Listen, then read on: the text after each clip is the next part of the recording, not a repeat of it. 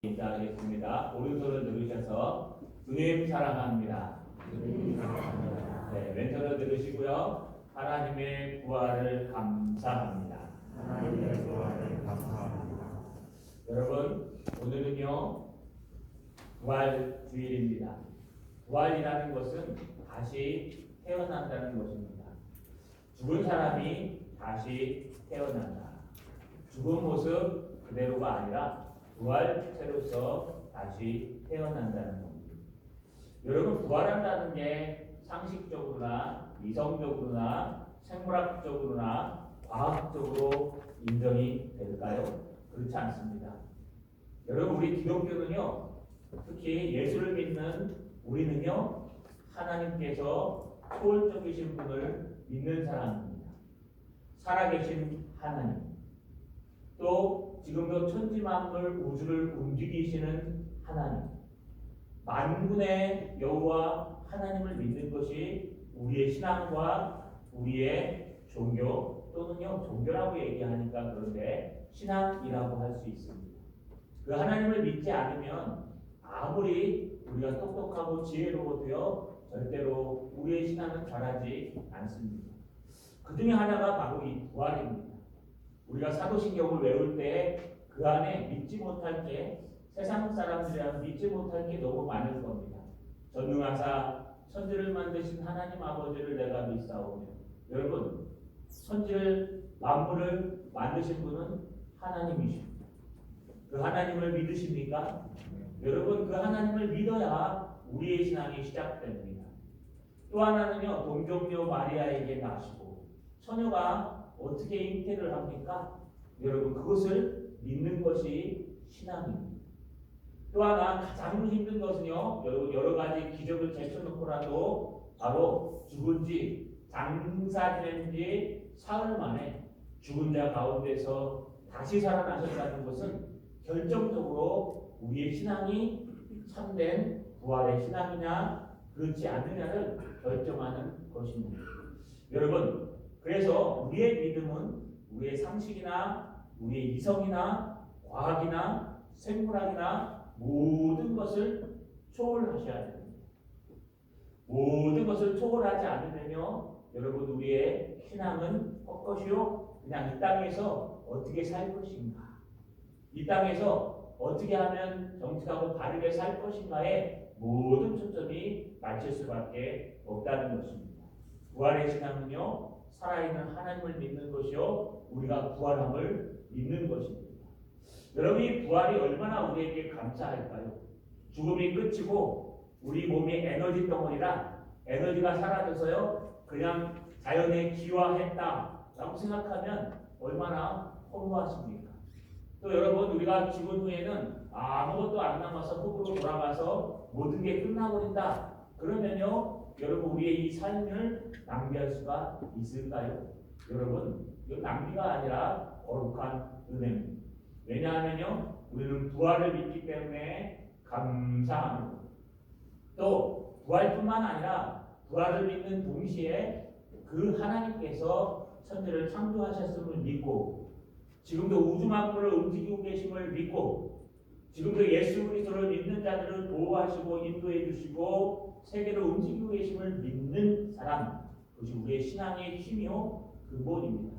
오늘 우리는 다윗의 시편인 시편 138편 말씀을 통해서 우리가 어떻게 하나님 앞에 감사해야 될지 한번 나누어 보는 귀한 시간 되시기를 주님의 이름으로 소망합니다. 오늘 시편은요, 다윗의 시편입니다. 다윗이 정확히 언제 이 시편을 하나님의 은혜로 지었는지 알 수는 없습니다. 그러나 정확한 것은요, 다윗이 확신한 바 감사한다는 단어가 계속 등장하는 것을 보면 우리가 언제 감사해야 될지에 대해서 다윗은 정확하게 말하고 있는 것을 볼 수 있습니다. 자, 여러분, 1절을 보시면 2절까지요. 내가 전심으로 주께 감사하며 신들 앞에서 주께 찬송하리이다. 내가 주의 성전을 향하여 예배하며 주의 인자하심과 성실하심으로 말미암아 주의 이름에 감사하오니. 여러분, 2절 3반절까지 읽었는데요, 여기 감사가 두 번이나 등장합니다. 내가 전심으로 감사하오며. 여러분 전심이라는 게 뭘까요? 전심 온 마음을 다해서 내 마음과 뜻과 정성을 다해서. 여러분 인간의 마음은 늘 말씀드렸듯이 성경에서는요, 여러분 이렇게 판단하고 지성을 가진 이성, 그 다음에 우리가 막 느끼고 슬퍼하고 분노하는 감성, 감정이라고 얘기하죠. 그 다음에 우리가 결단하고 움직이기 직전까지의 행동인 의지, 이 세 가지로 지정의라는 것이 마음을 이루고 있다고 얘기합니다. 여러분 우리가 전 인격이 전심이 주님을 찬양하는 것은요, 주님을 감사하는 것은 내 지식만 오늘 감사절이니까 감사하자, 내 감정만 그냥 감사하는 마음을 들자, 내 결단만 그래 내일부터 감사하자, 이게 아니고요, 내 생각도 하나님께 감사하며 내 감정도 기쁘고 감사하고 내 의지도 하나님 앞에 감사하는 것을 전심으로 감사한다라는 뜻입니다. 이 시간에 앉으셔서요, 감사절이니까 와서 또는 가정에서 감사절이니까 그냥 소파에 앉아서 그냥 감사절을 지키고 계시면 여러분 머리만 지키고 있는 겁니다. 그건 전심이 아닙니다. 또 여러분 감동까지는 받았습니다. 그러면 그건 감사가 반쪽입니다. 우리는 이 감사함을 몸으로 움직이고 감사한 마음에 무릎을 꿇고 감사한 마음에 주님 앞에 감사하는 것은 전심으로 감사하는 것입니다. 여러분 전심으로 왜 감사할까요? 어디서 감사할까요? 신들 앞에서 주께 찬송하리라. 내가 전심으로 감사하면서요, 신들 앞에서 주께 찬송합니다. 여기 나오는 신은요, 엘로힘입니다. 이 신은요, 우리 하나님만을 얘기하는 게 아니라 이방 신들을 얘기하는 거예요. 여러분 이방 신들은요, 이 당시에는 이 중동 지역에는요, 전쟁을 하거나 경제가 살거나 무엇을 할 때는요, 자기들만의 하나님이 있습니다. 자기들만의 하나님밖에 없는 유일신이 있어요. 자기들만의 신들이 있습니다. 그래서 만약에 블레셋과 싸워서 이스라엘이 지면은요, 누가 이기게 한 거냐 하면 블레셋이 싸워서 이긴 것이 아니라 블레셋이 믿고 있는 그 신이 이긴 거예요. 여러분 그래서 이 신들은요, 그 나라의 권세 또는 우상 숭배 그 외 모든 신들을 다 합쳐서요, 그냥 신들이라고 표현하는 거예요. 다시 말하면 힘, 권력, 정치력, 군사력 모든 것을 주관하는 그 나라의 힘, 또는 지금으로 얘기하면 우리 모든 것의 힘을 얘기하는 거예요. 그 권세와 힘과 신들 앞에서 하나님을 찬송한다고 말하고 있습니다. 여러분 왜 그럴까요? 오늘 계속 읽어보시면요, 내가 주의 성전을 향하여 예배하며 찬송할 뿐만 아니라 다윗은 전심으로 그 두려운 신들 앞에서 권세 앞에서 주님 앞에 찬송하며 성전을 향해서 지금 예배하고 있습니다. 또한 주의 인자하심과 성실하심으로 말미암아 주의 이름에 감사하고 또 감사하는데 그것은 뭐냐 하면요, 내가 전심으로 감사하는 것은 그것도 세상 권세와 두려움 앞에서 신들 앞에서 감사하고 심지어는요, 여러분 성전을 향해서 예배하는 그 이유는, 그렇게 해서 감사하는 이유는 우리 하나님은요 신실하시고 성실하시고 인자하시기 때문에 그렇다는 겁니다. 여러분 인자하다 얼마나 따뜻한 단어입니까? 인자하다. 여러분 인자하신 하나님, 우리의 모든 것을 하시고 우리를 사랑하시는 하나님, 성실하신 하나님, 절대로요 여러분 불성실하지 않습니다. 우리 하나님은 신실하시며 성실하신 하나님이십니다. 그 하나님 앞에 내가 전심을 다하여 지금 다른 신들 앞에서 찬양하고 있고 또 다른 신들 그 권력 앞에서 예배하고 있다고 다윗은 고백하는 것입니다. 그 이유가 뭘까요? 2절 하반절에 보니까 이는 왜냐하면 주께서 주의 말씀을 주의 모든 이름보다 높게 하셨습니다. 할렐루야. 여러분, 주께서 주의 말씀을 주의 이름보다 더 높게 하셨기 때문에 그렇대요. 이게 뭔 말입니까? 주께서 주의 말씀을 주의 모든 이름보다 높게 하셨대요. 주님의 성호, 거룩한 이름, 주님의 이름은요 바로 주님을 말합니다. 하나님을 말하는 것입니다. 그런데 하나님께서 자기의 이름보다 자기가 말한 그 말씀, 언약의 말씀, 성경의 말씀, 그 성경 66권에 들어있는 그 말씀을 또 이 당시에는요 다윗에게 약속했던 다윗의 언약의 말씀을 더 높게 하셨다는 것. 그래서 나는 전심으로 감사할 수밖에 없다는 거예요. 여러분, 호랑이면이 아니죠. 호랑이는 죽어서 가죽을 남기고 사람은 죽어서 뭘 남긴다 그러죠? 이름을 남긴다고 합니다. 네, 모두 다 마스크를 쓰시니까 대답을 누가 했는지 분간이 안 납니다. 모두 다 대답하셨죠? 여러분, 사람은 왜 이름을 남기는 걸까요? 나의 이름이 역사 가운데 남아있기 때문에요. 이름이 굉장히 중요합니다. 사람들은 이름을 지키기 위해서요 약속도 어길 수 있고, 사람들은 이름을 지키기 위해서 배신도 할 수 있고, 사람은 자기의 명예와 이름을 지키기 위해서 거짓말도 할 수 있습니다. 내가 네 도와줄게. 그러다가요 그걸 도와주면 내 이름에 치명적인 상처가 생기면요 여러분 자기 이름 명예 때문에요 거짓말을 하고 여러분 돌아설 수 있어요. 여러분, 사람들이 자기 이름을 지키기 위해서 얼마나 많은 노력들을 합니까? 그런데 우리 하나님은 어느 정도일까요?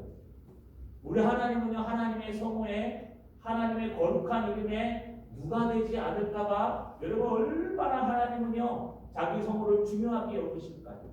만군의 여호와 하나님께서 다스리는 백성이 적들에게 여러분 공략 땅에서 다른 신들 앞에 끌려가는 그런 모습들이 있지 않았습니까? 그러면 얼마나 그 이름이 욕될까요?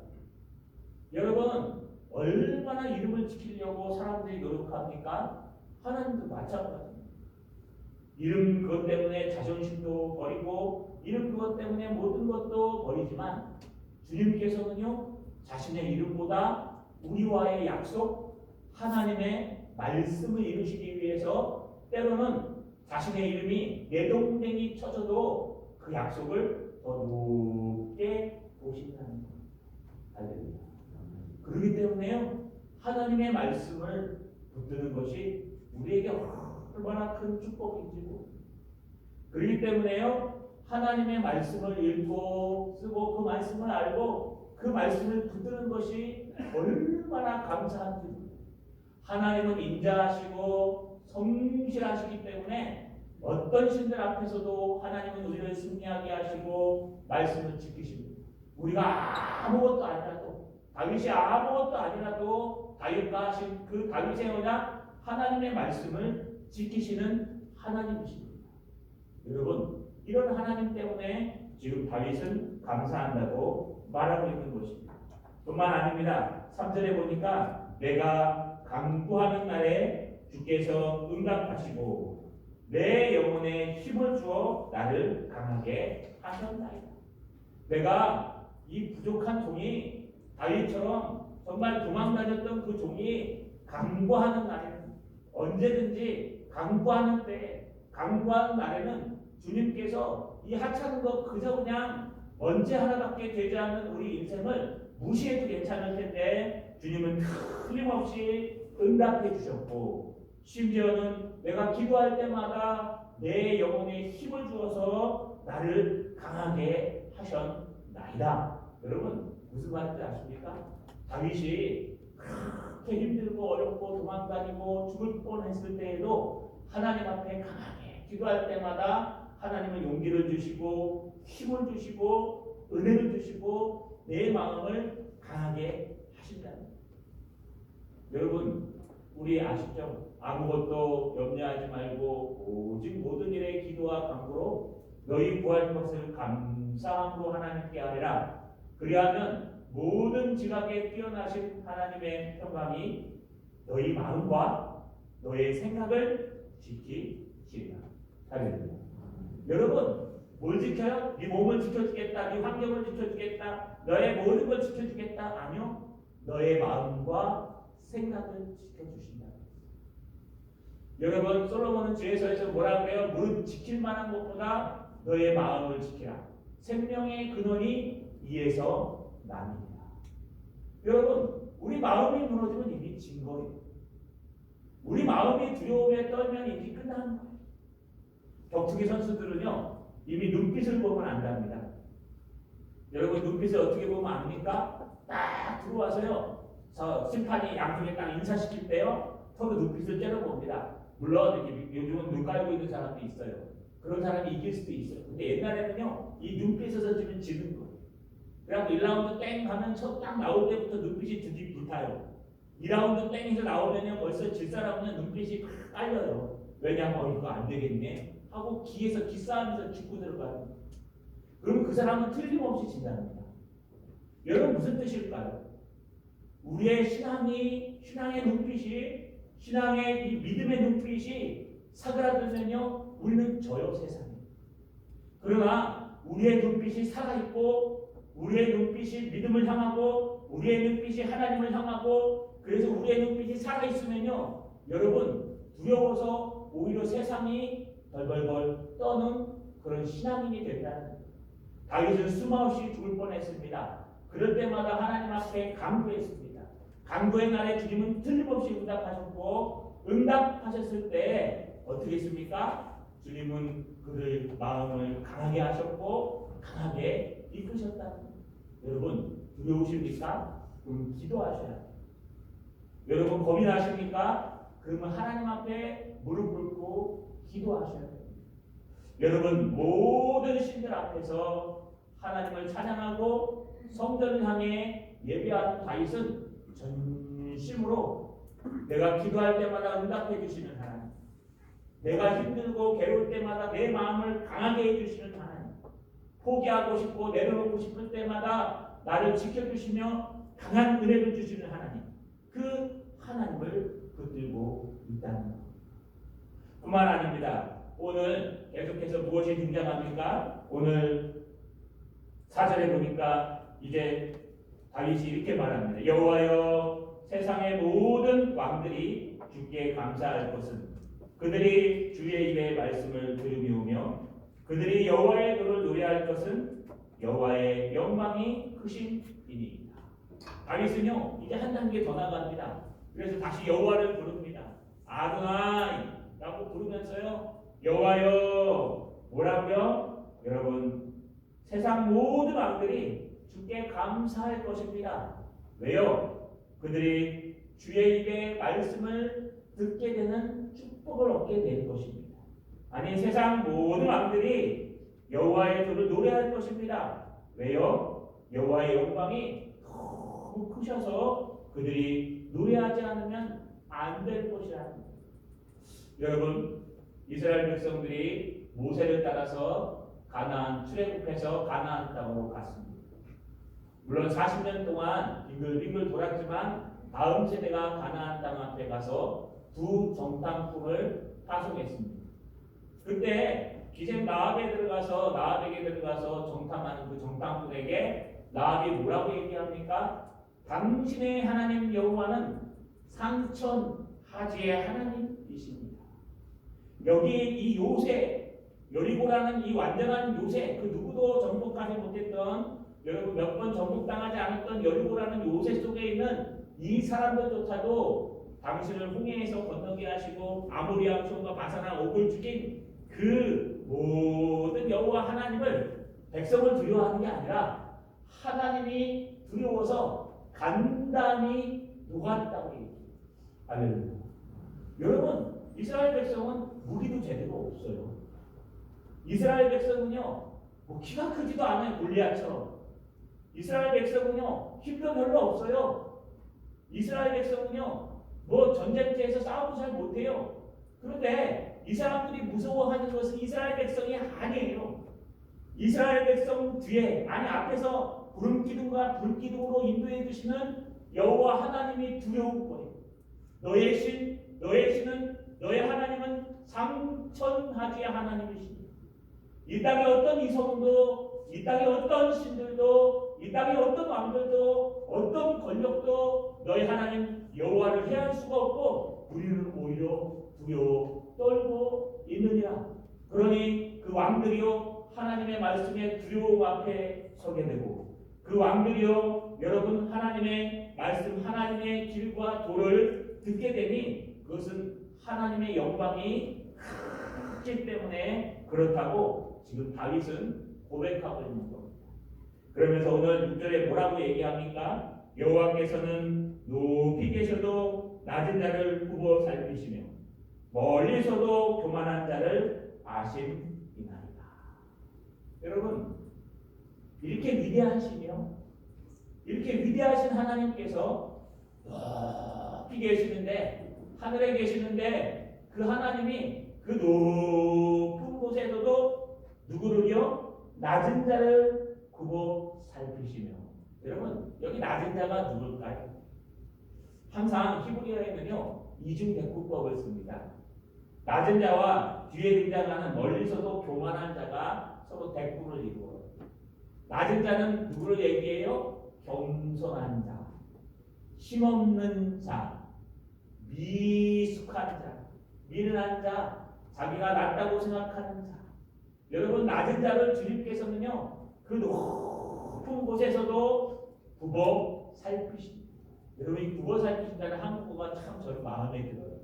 히브리 영어로 해석하면요 이렇게 해석이 참 어려운데 한국말이 좋을 때가 있어요. 굽어 살피시는 게 뭐예요? 높이 있는 사람이 저기 하찮은 그냥 저 시골 구석에 있는 사람을 갖다가 일일이 챙기고 고개를 숙여서 그의 눈높이에 맞춰가지고요 이렇게 살펴주는 것을 굽어 살피신다라고 얘기합니다. 어린아이가요 아장아장 걷는데요 여러분 어린아이가 요만합니다. 요만해가지고 조금 해가지고 아장아장 걸어요. 근데 엄마가 서갖고 얘야 먹자 우유 먹자 막 개 뒤에 물론 잘 들리겠죠 아이기 때문에. 근데 어떻게 애 우유를 먹입니까? 딱 무릎을 꿇고 애 눈높이에 낮춰서 눕혀가지고 우유를 빨게 하면서 그를 살펴보는 것 이게 굽어 살피시며 라는 뜻입니다. 여러분 하나님은 낮은 자의 하나님이십니다. 하나님은요 낮은 자를 굽어 살피십니다. 교만한 자를 보는 것이 아니라 낮은 자를 보시는 거예요. 주님은 낮은 자를 찾고 계십니다. 낮은 자의 하나님, 낮은 자의 주님. 제자들이 예루살렘에 올라가는 도중에서요 계속 싸우고 있었어요. 왜 싸울까요? 누가 예루살렘에 올라가면 오병이어의 기적을 일으키신 그 예수님의 우의정이 되고 자의정이 될까? 누가 예루살렘에 도착하면 풍랑을 잔잔케 하신 그 예수님의 우측에 앉고 좌측에 앉을까? 누가 예수님의 큰 제자가 될 수 있을까? 주님, 누가 과연 될까요? 아마 아무리 그랬을 거예요. 내가 형보다 먼저 예수를 믿었으니까 내가 첫 번째로 해야 돼. 아니야, 나이로 따지면 너보다 훨씬 더 나이 많은 사람이 있어. 가루보다도 그랬을 거예요. 머리로 따지면 너보다 내가 학식도 길고 가방끈도 길고 내가 너보다 훨씬 더 앞에 서야 돼. 서로 막 그 노중에서 주님은 십자가를 들어가는데 싸움하고 있어요. 그때 주님께서 뭐라고 말씀하셨습니까? 어린아이 하나를 데리고 와라. 어린아이를 그들 앞에 세우시고 말씀하셨어요. 너희가 어린아이처럼 돌이켜 이런 어린아이와 같이 되지 아니하면 결단코 천국에 들어가지 못하리라. 여러분 예수 믿는 가문 천국 들어가는 거 아니에요? 그런데 예수 믿는 사람들은요 여러분 어린아이처럼 하나님만 의지한다는 거예요. 또 하나는요 어린아이처럼 자기를 낮춘 자가 천국에서 큰 자이니라. 할렐루야. 여러분 누가 과연 큰 자일까요? 지혜롭고 똑똑하고 슬기로운 사람? 이럴 때 잘 피하는 사람? 그렇지 않아요. 어린아이같이 미련한 사람, 어린아이처럼 하나님만 보고 징징대는 사람, 하나님 앞에 기도하고 하나님을 예배하고 하나님께 감사하고 하나님께 서 있는 사람, 세상의 신들이 막강하게 덤빌지라도 세상의 권력이 막강하게 덤빌지라도 세상의 불황들이 막강하게 다가올지라도 우리는 살아계신 하나님을 믿기 때문에 우리는 천지를 창조하신 하나님을 믿기 때문에 그 하나님 앞에 무릎 꿇어 겸손히 기도하고 낮아진 그 사람, 주님 제도적으로 안 됩니다. 힘으로도 안 되고 지혜롭고 슬기로움으로도 안 되고 우리의 능력으로도 안 되고 아무것도 안 됩니다. 그래서 오직 만군의 여호와 하나님의 영, 성령을 의지합니다. 이게 낮은 자입니다. 주님은 이 낮은 자들을요 직접 허리를 숙이고 굽어 살펴주시는 겁니다.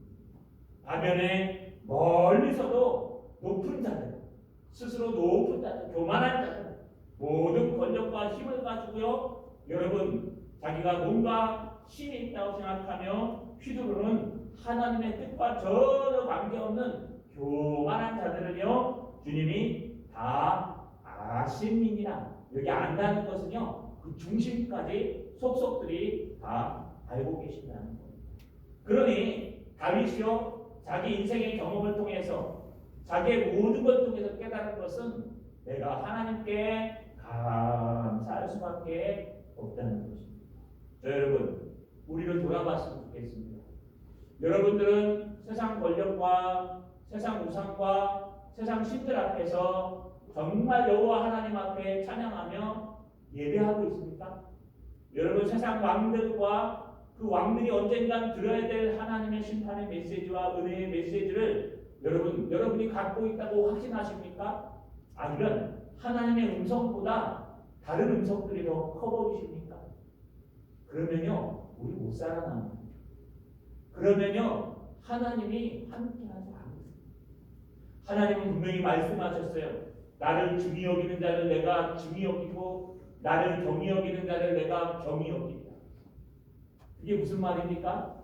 하나님은요 하나님을 전심으로 감사하며 하나님의 인자하심과 성실하심을 전심으로 감사하여 이방신들 권력들 앞에서 찬송하고 여러분 성전을 향해서 어려울 때마다 예배하고 오직 주님의 말씀을 붙들고 기도하고 세상 왕들을 향해서 달려드는 하나님의 백성들, 하나님의 낮은 자들의 겸손하심을 지금도 우리가 살피시기 때문에 그렇습니다.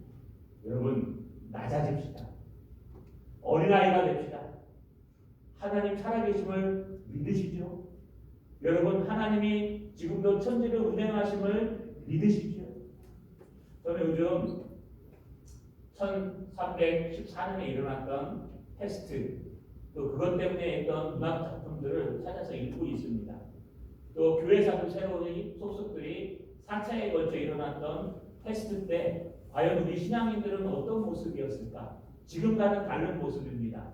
왜냐하면 지금은 우리가 의학이 발전돼서 여러분 어느 정도는 할 수 있지만 그때는 의학보다는요 여러분 희생을 더 요구하는 시대고 신앙이 더 돈독한 시대였어요.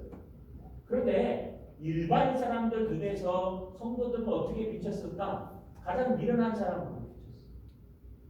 가장 미련하고 오히려 패스트를 전파시키는 사람으로 비춰져 있었어요. 모여서 예배하고 하나님께 기도하고 물론 무리해서 그런 것도 있겠지만 여러분 그들이 정말 하나님을 믿는 치사율이 30-40%가 넘었습니다. 유럽 인구의 3분의 1이 사망을 했어요. 그런데도 불구하고 여러분 그곳을 떠나지 않았던 사람들은 기독교인들이었어요. 끝까지 남아서 실제 역사를 보시면 끝까지 남아서 그 병자들을 돌보고 용기를 주고 힘을 주고 그러다 죽어간 그 사제들과 목사들이요 얼마나 많은지 몰라요. 그런데 일반 그 필자들은요 그렇게 쓰지 않았어요. 여러분 그러면서요 역시 보는 눈이 틀리는 것입니다. 여러분 제가 여러분께 간구하는 것은요 우리 신앙인들이 했다는 하나님 앞에 기도했다는 거예요.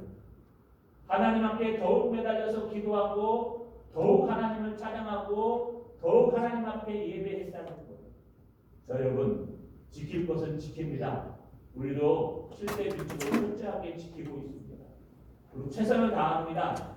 그러나 더 중요한 것은요 집에 있든지 교회에서 드리든지 우리가 꼭 기억해야 될 것은 주님께 감사하며 전심으로 예배해야 된다는 거 잊지 않는 저와 여러분 되시길 주님의 이름으로 소망합니다. 여러분, 그래서 오늘 다윗이 확실한 결단을 합니다.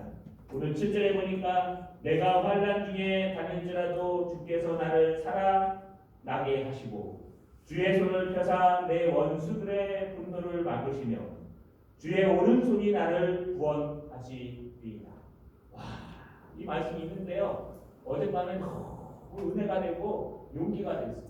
역시 주님은 내가 기도하는 날에 응답하시고 여러분 내가 기도할 때 우리의 마음을 강하게 하셔서 강한 자로 만들어주시는 것 같아요.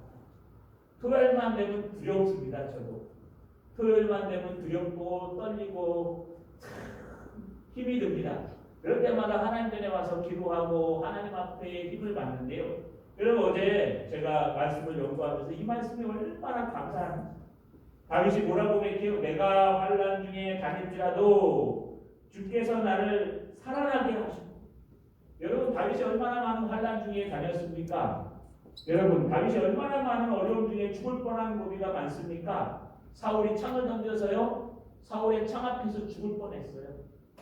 여러분 심지어는요. 여러분 아둘람들과 많은 굴들을 도망다니다 굴 하나 산을 하늘 사이에 넣고 왔다 갔다 하는 쇼까지 벌였던 다윗이었습니다.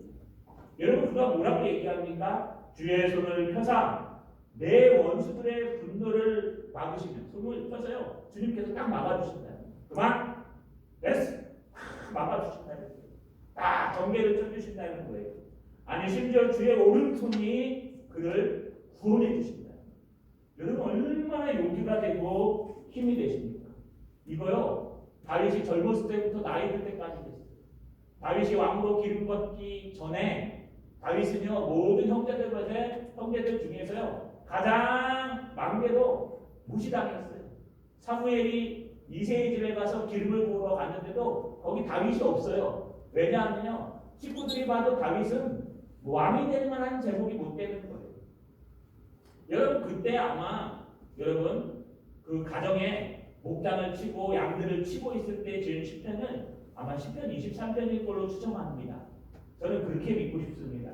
시편 23편에 보시면요 비슷한 말이 등장해요. 시편 23편 4절에 보면 내가 사망의 음침한 골짜기로 다닐지라도 해를 두려워하지 않을 것은 주께서 나와 함께 하심이라 주의 지팡이와 막대기가 나를 안위하시나이다. 할렐루야.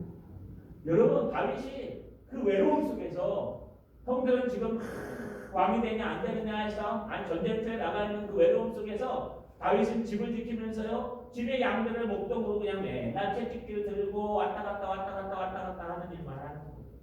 남자가 한번 태어났으면 칼을 뽑아서 세 개를 한번 주름잡고 끝내야 되는 게 남자들의 야망 아닙니까? 근데 다윗은요 오직 집안일을 돕고 오직 양치기를 하는 거예요. 그런데 그 양의 골짜기를 다닐 때마다 여러분 늑대와 야생곰과 야생사자가 있는 음침한 골짜기로 다닐지라도 자기가 두렵지 않은 것은 주께서 늘 함께 하셨다고 고백합니다. 그게 지금 우리 시편 138편 7절에 얘기합니다. 뿐만 아니에요. 여러분 골리앗 때문에 모든 이스라엘 백성들이 공경에 빠졌어요. 골리앗과 싸워서 이길 만한 사람이 없어요. 사울조차도 나가지 못하고 벌벌 떨고 있습니다. 그때 다윗이 형들을 어떻게 지냈는지 먹을 것과 모든 걸 싸가지고 형들한테 왔어요. 왔더니 형들이 뭐라 그래요? 네가 불구경하듯이 제가 각색한 겁니다. 네가 전쟁 구경하러 왔구나. 가서 집에 가서 그냥 여러분 가족이나 놀고 양이나 치게 누가 치겠느냐 빨리 돌아가라 라고 야단치는데 마침 그때 여러분 그 골리앗의 하나님을 비방하는 말들이 들렸어요. 다윗이요 누가 나가겠느냐 할 때 자기가 나가겠다고 얘기합니다. 다윗이요 사울왕에게 나가겠다고 얘기합니다. 그러니까요 사울왕이 말려요. 나가지 말라고. 저 골리앗은 어려서부터 소년 때부터 장군이었는데 너는 이제 장군도 아니고 싸워봐야 아무것도 안 돼. 그러면서 말릴 때 여러분 다윗이 뭐라고 그랬는지 여러분 사무엘상 17장 34절에서 하반절에 이렇게 기록하고 있어요. 다윗이 사울에게 말하되 주의 종이 아버지의 양을 지킬 때 사자나 곰이 나와서 양떼에서 새끼를 물어가는 내가 따라가서 그것을 치고 그 입에서 새끼를 건져내었고 그것이 일어나 나를 해하려고 하면 내가 하나님의 군대를 해하고자 하면 내가 그 수염을 잡고 그것을 쳐 죽였나이다. 주의 종이 사자와 곰도 쳤은즉 살아계시는 하나님의 군대를 모욕하는 이 할례받지 않은 블레셋 사람이니까 그가 그 짐승의 하나니와 같이 되리이다. 또 다윗이 이르되 여호와께서 나를 사자의 발톱과 곰의 발톱에서 건져내셨은즉 나를 이 블레셋 사람의 손에서도 건져내시리이다. 사울이 다윗에게 이르되 가라 여호와께서 너와 함께 계시기를 원하노라. 할렐루야. 이게 뭐냐 하면요, 다윗은 하찮은 일을 하고 있었어요. 다윗은 막둥이로요 그냥 가정에 있는 양을 치고 있었어요. 근데 양치는 일에 충실했어요. 그때 야생곰과 야생사자가 나타나면요 그 야생곰과 야생사자가 새끼들을 물어가면 다윗은요 끝까지 쫓아갑니다. 쫓아가서요 그 야생곰의 등을 잡고 턱을 잡고 싸움했다는 거예요. 사자의 수염을 잡고 싸웠다는 거예요. 여러분 불가능하죠. 사자의 발톱이 얼마나 빠른지 아십니까? 예전에요 백두산에서 사자를 잡던 호랑이를 잡던 사냥꾼이 이야기를 쓴 글을 한번 읽었었습니다. 호랑이가요 한번 뻥 점프를 하면 엄청나게 뛴대요. 저기서 딱 보고 총을 겨냥해갖고 땅 쏘잖아요. 그럼 분명히 여기에 딱 떨어진대요. 죽어도. 그래서요 그분이 항상 하는 말은 총을 쏘고 오른쪽으로 굴러라. 왜냐하면 이 자리에 떨어진다는 거예요. 호랑이가요 그렇게 빠르고 맹렬하대요. 한순간만 놓치면 호랑이 이 발톱에 한번 탁 하면요 이 내장이 다 파열이 된다는 거예요. 그런데 어떻게 다윗이 그 어린 나이에 야생사자와 야생곰과 싸울 수가 있습니까? 다윗이 하는 말이 뭐예요? 하나님께서 지켜주셨나이다. 알겠습니다. 여러분 그 발톱 못 피해요. 아무리 빨라도 호랑이 발톱과 사자 발톱과 야생곰의 발톱을 피할 수 있는 사람은 없어요. 근데 다윗은 피해. 왜요? 하나님이 피하게 하시나요? 하나님 막아주셨대요. 그러니 저 골리앗은 야생곰에 비하면 아무것도 아닌 거고 사자에 비하면 아무것도 아니니 내가 무엇이 두렵겠습니까? 주님의 오른손이 나를 구원하시고 주님이 손을 들어서 저 악당을 막아주시고 주님께서 나에게 힘을 주실 거니까 걱정하지 마십시오 라고 했던 다윗의 자신감, 다윗의 확신, 이것이 오늘날 우리의 확신이 되어요. 다윗의 마지막 8절에 이리 고백합니다. 여호와께서 나를 위하여 보상하여 주시리이다. 여호와여 주의 인자하심이 영원하오니 주의 손으로 지으신 것을 버리지 마옵소서. 할렐루야. 주님께서 내 인생을 살다 보니 주님께서 보상해 주십니다. 나는 가족들에게 무시를 당하고 나는 사울왕에게 무시를 당하고 나는 사울왕이 나를 죽이기 위해서 쫓아올 때 죽을 뻔하고 나는 끝까지 그래도 하나님의 말씀을 붙들고 기름 부음 받은 자를 해하지 아니하고 나는 끝까지 하나님의 말씀을 붙들고 살아갈 때 가만 보니까 사람들이 보상해 주는 게 아니라 여호와 하나님께서 이 모든 것을 보상해 주십니다. 여호와 하나님께서 이 모든 것을 보상해 주셨습니다. 여호와 하나님 절대로 마지막 숨쉬는 그 순간까지 저를 버리지 말아 주시옵소서. 할렐루야. 여러분 말씀을 정리하겠습니다. 우리는 인생을 살아가면서 어떤 어려움을 겪고 있습니까? 코로나19라는 이런 무서운 적과 대면하고 있어요. 여러분 누가 이것을 갖고 있는지 아무도 몰라요. 아주 간단하더라고요. 뭐 전쟁이 일어날 필요도 없네요.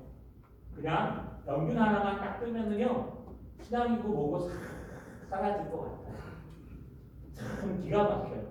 차라리 미사일을 쏘고 대포를 쏘고 뭐가 날라오면은요 교회에 모여서 기도하실 것 같아요. 왜냐하면 하나님 죽어도 죽겠습니다. 그런데 그냥 병균 하나 우리 힘으로 해결되지 못하는 하나가 딱 터지니까요 뭐 얘기할 필요도 없어요. 그냥 그렇게 돼버려요. 여러분 제가 뭐가 잘못되고 그런 게 아니에요. 가정에서 예배 드려도 되고 이곳에 오셔도 됩니다. 그러나 여러분 우리 초월하시는 하나님을 잊지 맙시다.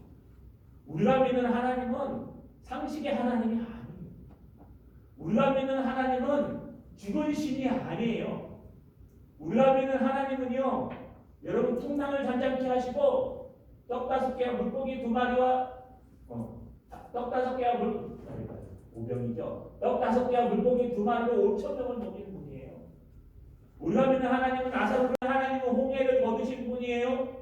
우리가 믿는 하나님은 그 조그만 다윗, 눈빛이 살아있고 믿음이 살아있는 다윗에게 곰의 발톱으로부터 사자의 발톱으로부터 그를 안전하게 지켜주시는 오른손을 들어서 우리를 구원하시는 그 하나님이시라는 겁니다. 그분이 오늘 그 아들 예수 그리스도가 부활한 날입니다.